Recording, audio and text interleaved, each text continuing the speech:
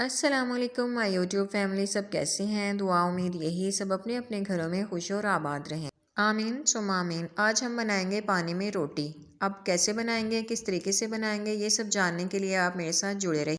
सबसे पहले हम पैन लेंगे, उसमें पानी को उबाल लेंगे। पानी जब उबलने लगेगा उसके अंदर रोटी को डाल देंगे।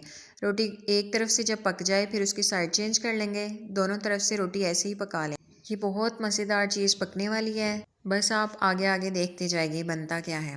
रोटी हमारी बन चुकी है। अब हम कढ़ाई में 2 चम्मच ऑयल डाल लेंगे। लहसुन को कट करके सुनहरा कर लेंगे। बोनलेस चिकन डालेंगे। कलर चेंज होने तक फ्राई करेंगे। चिकन फ्राई होने के बाद सबसे पहले वेजिटेबल में हम गाजर डालेंगे, क्योंकि गाजर थोड़ी सख्त हैं। गाजरों को फ्राई करके 2 मिनट का हम दम लगाएंगे। दम लगाने के बाद हम बाकी वेजिटेबल ऐड करेंगे। जब तक ये कुक होता है तब तक आते हैं हम अपनी रोटी की तरफ।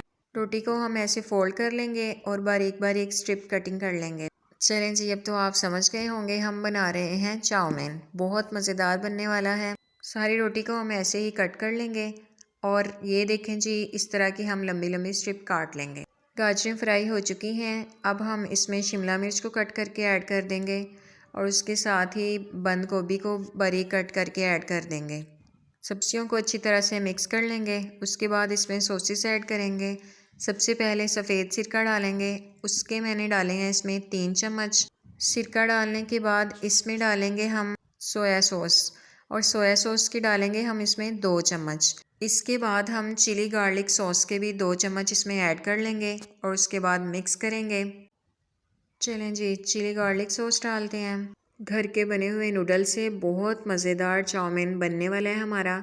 आप भी बच्चों को ज़रूर बना कर दें, ज़रूर ट्राई करेंगे रेसिपी। जब तक मैं इसे मिक्स करती हूँ आपसे एक रिक्वेस्ट है, आप मेरे वीडियो को लाइक और शेयर कर दें। अब मैं इसमें हाफ़ टी स्पून नमक ऐड करूँगी और उसके बाद होममेड नूडल्स जो हमने बनाए हैं ऐड कर लेंगे।